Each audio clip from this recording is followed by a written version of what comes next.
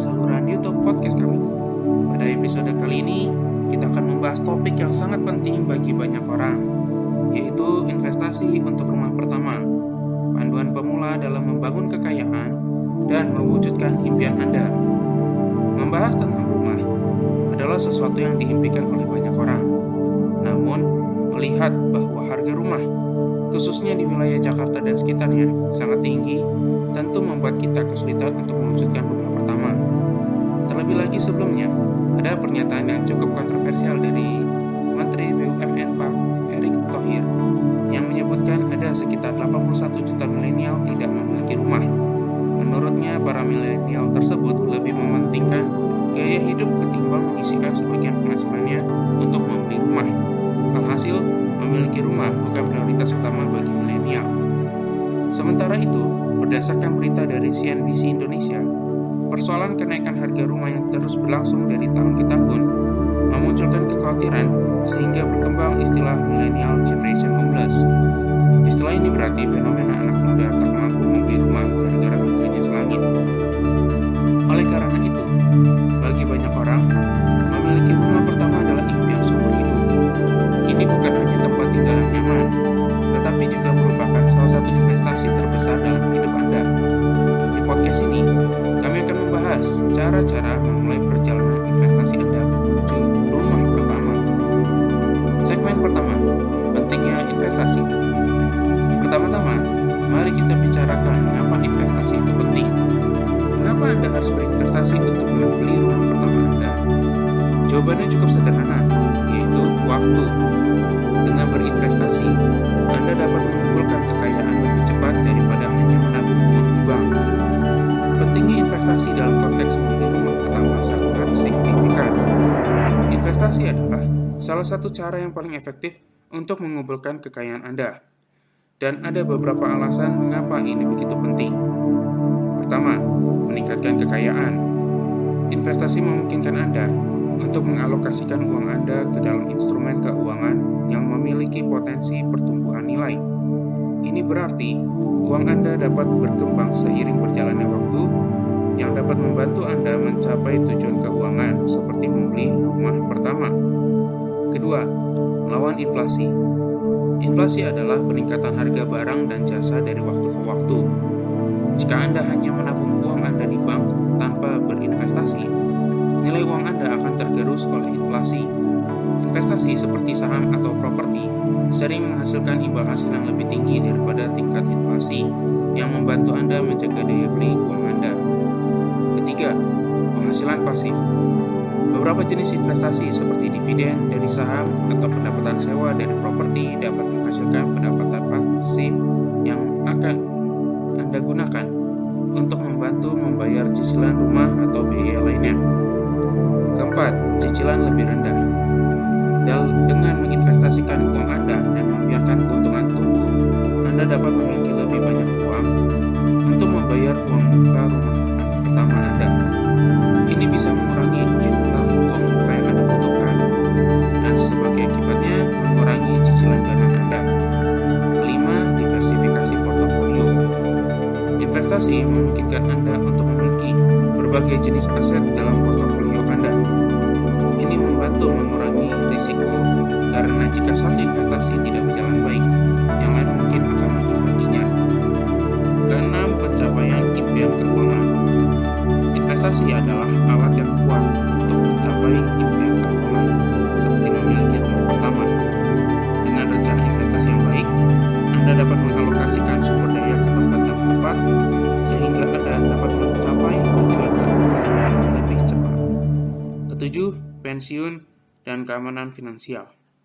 Investasi juga berperan penting dalam mempersiapkan masa pensiun dan keamanan finansial jangka panjang.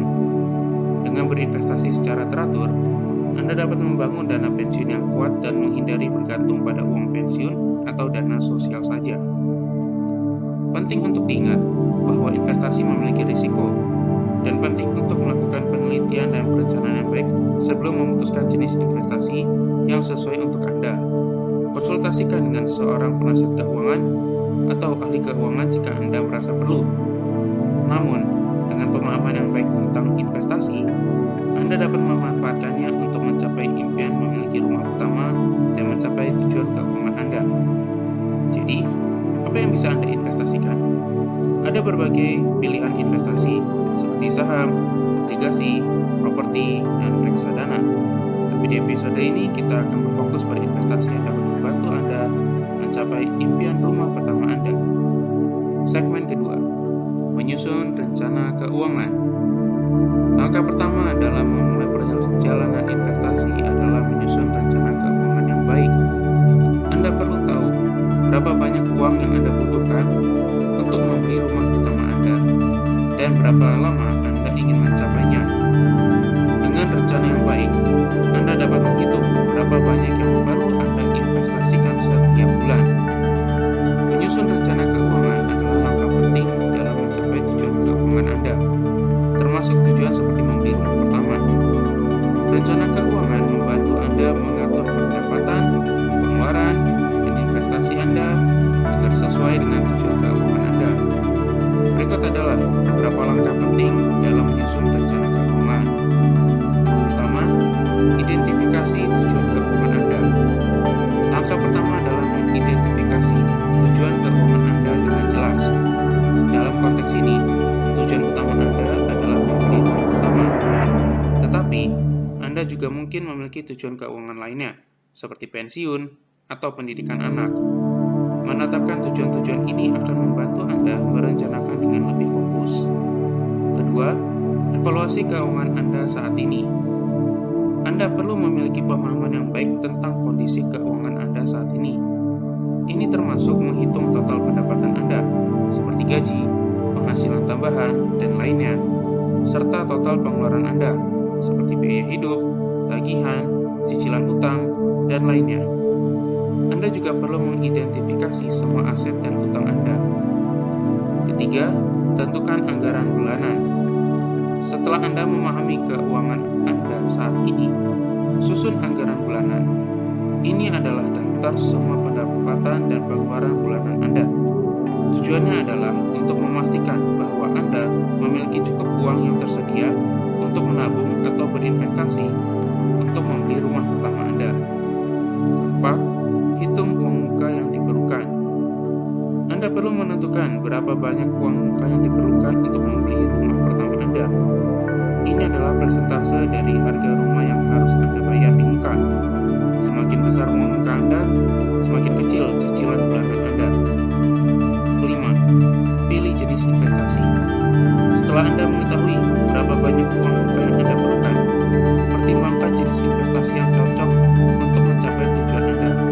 Misalnya, Anda dapat memilih reksadana, obligasi, atau investasi properti. Setiap jenis investasi memiliki risiko dan potensi pengembalian yang berbeda. Jadi pastikan untuk memilih yang sesuai dengan profil risiko Anda dan jangka waktu Anda. Keenam, rencanakan investasi Anda. Tentukan berapa banyak uang yang akan Anda investasikan setiap bulan untuk mencapai target uang muka Anda.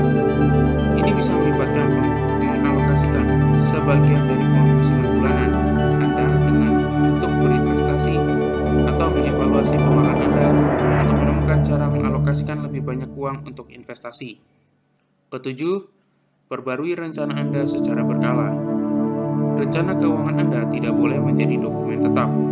Selalu perbarui rencana Anda secara berkala untuk mencerminkan perubahan dalam keadaan keuangan Anda, perubahan tujuan, atau perkembangan investasi.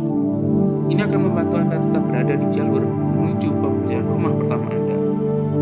Kedelapan, konsultasi dengan profesional keuangan. Jika Anda merasa perlu, konsultasikan dengan seorang penasihat keuangan atau perencana keuangan. Mereka dapat memberikan wawasan dan nasihat khusus untuk situasi Anda, membantu Anda merancang rencana yang lebih tepat, dan memastikan Anda mengoptimalkan investasi Anda. Kesembilan, disiplin dan konsistensi. Terpenting, lakukan rencana Anda dengan disiplin dan konsistensi. Mengikuti rencana keuangan Anda secara teratur adalah kunci untuk mencapai tujuan keuangan Anda. Menyusun rencana keuangan adalah langkah pertama yang penting menuju memiliki rumah pertama. Ini membantu Anda mengelola keuangan Anda dengan lebih baik, mengalokasikan sumber daya Anda secara efisien, dan memastikan bahwa Anda memiliki rencana yang jelas untuk mencapai tujuan keuangan Anda. Ingatlah untuk mempertimbangkan berbagai biaya yang terkait dengan kepemilikan rumah, seperti uang muka, cicilan, pajak, dan biaya pemeliharaan. Semua ini harus dimasukkan dalam rencana keuangan Anda. Segmen ketiga, investasi jangka panjang versus jangka pendek. Saat Anda mempertimbangkan investasi untuk rumah pertama, Anda harus memikirkan jangka waktu Anda. Apakah Anda berencana untuk membeli rumah dalam waktu beberapa tahun, atau Anda memiliki waktu lebih lama untuk menabung? Keputusan ini akan mengaruhi jenis investasi yang Anda pilih. Investasi jangka panjang dan jangka pendek adalah dua pendekatan yang berbeda dalam mengelola portofolio investasi. Keduanya memiliki karakteristik dan tujuan yang berbeda. Berikut penjelasan lebih rinci mengenai keduanya. Pertama, kita akan bahas mengenai investasi jangka pendek. Tujuan utama. Investasi jangka pendek umumnya dilakukan dengan tujuan untuk menghasilkan keuntungan dalam waktu singkat. Ini bisa digunakan untuk mencapai tujuan finansial yang akan datang dalam beberapa tahun, seperti membayar uang muka rumah atau biaya pendidikan yang akan datang. Risiko rendah. Investasi jangka pendek biasanya lebih rendah risikonya dibandingkan investasi jangka panjang. Ini karena mereka cenderung lebih liquid, artinya Anda dapat mengakses dana dengan cepat jika diperlukan. Instrumen investasi. Instrumen investasi jangka pendek termasuk tabungan berjangka, deposito berjangka, obligasi jangka pendek, dan reksadana pasar uang. Ini adalah investasi yang lebih stabil dengan tingkat pengembalian yang lebih rendah. Jangka waktu. Jangka waktu investasi jangka pendek biasanya berkisar antara beberapa bulan hingga beberapa tahun. Ini berarti bahwa Anda dapat mengakses uang Anda dengan relatif mudah dalam waktu yang relatif singkat. Kemudahan akses. Karena tingkat likuiditas yang lebih tinggi, investasi jangka pendek memungkinkan Anda untuk mengambil uang Anda dengan cepat tanpa menghadapi risiko besar. Kemudian kita akan bahas investasi jangka panjang. Tujuan utama. Investasi jangka panjang memiliki tujuan utama untuk mencapai keuntungan yang signifikan dalam jangka waktu yang lebih lama, biasanya lebih dari 5 tahun. Tujuan umumnya melibatkan persiapan untuk masa pensiun, membangun kekayaan jangka panjang, atau mencapai tujuan keuangan besar lainnya. Risiko lebih tinggi. Investasi jangka panjang umumnya memiliki tingkat risiko yang lebih tinggi dibandingkan dengan investasi jangka pendek. Ini karena fluktuasi pasar jangka pendek mungkin lebih besar, dan Anda perlu bersiap untuk menghadapi kerugian sementara dalam perjalanan menuju tujuan jangka panjang. Instrumen investasi. Instrumen investasi jangka panjang meliputi saham, obligasi jangka panjang, reksadana ekuitas, dan properti. Investasi ini memiliki potensi pengembalian yang lebih tinggi, tetapi juga lebih rentan terhadap fluktuasi pasar. Jangka waktu.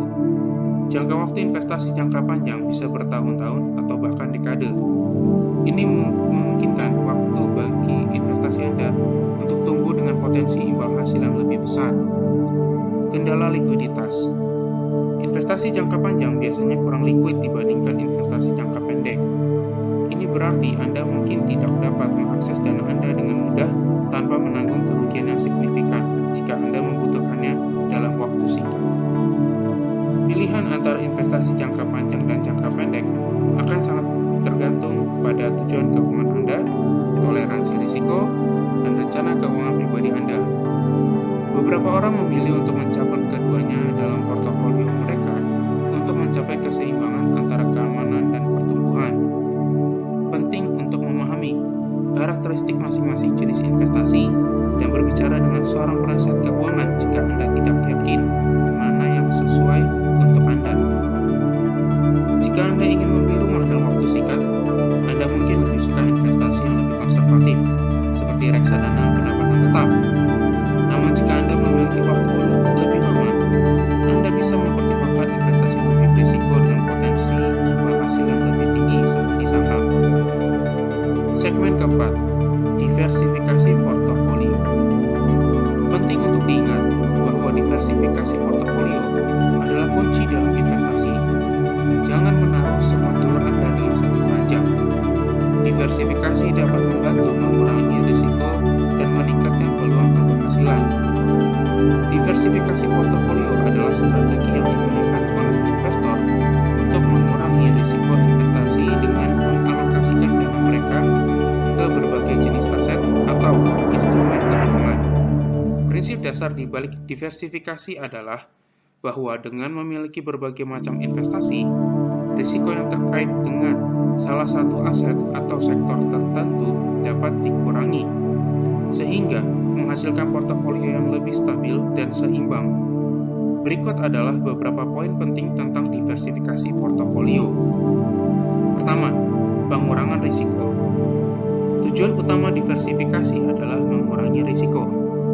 Dengan memiliki berbagai macam aset dalam portofolio Anda dapat menghindari terlalu bergantung pada kinerja satu investasi tunggal. Jika salah satu investasi mengalami penurunan nilai, investasi lainnya mungkin dapat mengimbanginya. Kedua, pengembalian yang seimbang. Diversifikasi juga membantu mencapai keseimbangan antara potensi pengembalian dan risiko. Meskipun berbagai jenis investasi memiliki tingkat risiko yang berbeda, dengan diversifikasi yang baik, Anda dapat mencapai tingkat pengembalian yang dapat diterima tanpa meningkatkan risiko secara signifikan. Ketiga, berbagai instrumen keuangan. Dalam proses diversifikasi, Anda dapat memilih berbagai instrumen keuangan, termasuk saham, obligasi, reksadana, properti, dan instrumen lainnya. Ini memungkinkan Anda untuk memiliki eksposur terhadap berbagai kelas aset yang berkinerja berbeda dalam berbagai kondisi pasar. Keempat, diversifikasi sektor. Selain berbagai jenis aset, diversifikasi juga dapat mencakup sektor industri yang berbeda. Misalnya, jika Anda memiliki saham di beberapa perusahaan teknologi dan juga memiliki saham di beberapa perusahaan manufaktur, Anda dapat mengurangi risiko yang terkait dengan kinerja sektor tertentu. Kelima, periode investasi yang berbeda. Diversifikasi juga dapat mencakup investasi dengan jangka waktu yang berbeda. Anda dapat memiliki investasi jangka pendek seperti deposito berjangka dan investasi jangka panjang seperti saham dalam portofolio Anda, sehingga Anda memiliki akses ke dana dengan berbagai jangka waktu. Keenam, manajemen risiko. Diversifikasi tidak hanya tentang memiliki banyak aset, tetapi juga tentang cara Anda mengelola portofolio Anda. Ini melibatkan pemantauan terus-menerus, penilaian ulang, dan penyesuaian sesuai dengan perubahan dalam tujuan keuangan Anda, profil risiko, dan kondisi pasar. Ketujuh, kontrol emosi investor. Diversifikasi juga membantu mengurangi emosi dalam pengambilan keputusan investasi. Ketika Anda memiliki berbagai jenis aset, Anda mungkin lebih tenang saat menghadapi fluktuasi pasar atau kinerja buruk dalam satu investasi, karena Anda tahu bahwa portofolio Anda tetap berimbang. Saat menggunakan diversifikasi, penting untuk diingat bahwa meskipun ini dapat mengurangi risiko, tidak ada jaminan bahwa Anda akan menghindari kerugian sepenuhnya. Semua investasi masih memiliki risiko, dan diversifikasi adalah salah satu cara untuk mengelola risiko tersebut. Selalu lakukan penelitian yang cermat, rencanakan dengan baik, dan pertimbangkan untuk berkonsultasi dengan penasihat keuangan untuk memastikan portofolio Anda sesuai dengan tujuan dan kebutuhan Anda. Misalnya, Anda bisa mempertimbangkan untuk berinvestasi dalam berbagai jenis aset seperti saham, reksadana, dan properti. Dengan cara ini, jika salah satu investasi tidak berjalan baik, yang lain masih bisa memberikan hasil yang baik. Segmen kelima, perencanaan pajak. Jangan lupa mempertimbangkan perencanaan pajak saat Anda berinvestasi. Beberapa investasi memiliki konsekuensi pajak yang berbeda, dan dengan merencanakan dengan baik, Anda bisa mengoptimalkan penghematan pajak Anda. Perencanaan pajak adalah strategi yang digunakan untuk mengelola kewajiban pajak dengan cara yang legal dan efisien. Tujuan dari perencanaan pajak adalah untuk mengoptimalkan penghematan pajak dan memaksimalkan penggunaan dana Anda untuk untuk mencapai tujuan keuangan Anda. Berikut beberapa poin penting tentang perencanaan pajak. Pertama, pengurangan kewajiban pajak. Salah satu tujuan utama dari perencanaan pajak adalah mengurangi jumlah pajak yang harus Anda bayar. Ini dilakukan dengan memahami peraturan pajak yang berlaku dan memanfaatkan deduksi, pengurangan, dan insentif pajak yang sah. Kedua, penyesuaian struktur keuangan. Perencanaan pajak dapat melibatkan penyesuaian struktur keuangan Anda. Ini bisa mencakup penggunaan investasi yang lebih efisien dari segi pajak, seperti reksadana pajak, efisien, atau obligasi yang memungkinkan penghasilan yang lebih sedikit dikenakan pajak. Ketiga, penggunaan rencana pensiun. Rencana pensiun seperti DPLK atau dana pensiun lembaga keuangan dapat digunakan untuk mengurangi pendapatan yang dikenakan pajak saat ini. Anda mungkin dapat mengurangi pajak penghasilan Anda dengan menyisihkan sebagian penghasilan Anda ke dalam rencana pensiun ini. Keempat, pemindahan aset dan warisan. Dalam perencanaan pajak, penting untuk mempertimbangkan bagaimana Anda akan mentransfer aset Anda kepada orang yang Anda cintai saat Anda tidak lagi ada. Ini dapat melibatkan penggunaan warisan, hadiah, atau rencana perwalian dengan cara yang meminimalkan beban pajak yang harus dibayar oleh penerima. Kelima, penghindaran pajak capital gains. Pajak capital gains dikenakan pada keuntungan dari penjualan aset, seperti saham atau properti. Dalam perencanaan pajak, Anda mungkin mempertimbangkan strategi untuk menunda atau mengurangi pajak capital gains, seperti menahan investasi dalam jangka waktu tertentu atau menggunakan aturan pajak yang menguntungkan. Keenam, optimalisasi deduksi. Memahami deduksi yang tersedia kepada Anda dapat membantu mengurangi kewajiban pajak. Ini termasuk deduksi seperti bunga hipotek, biaya pendidikan, atau sumbangan amal yang dapat mengurangi penghasilan yang dikenakan pajak. Ketujuh, kepatuhan hukum. Perencanaan pajak harus selalu dilakukan dengan mematuhi hukum pajak yang berlaku. Upaya untuk menghindari pajak yang melanggar hukum dapat mengakibatkan sanksi hukum dan denda yang serius. Kedelapan, konsultasi dengan profesional.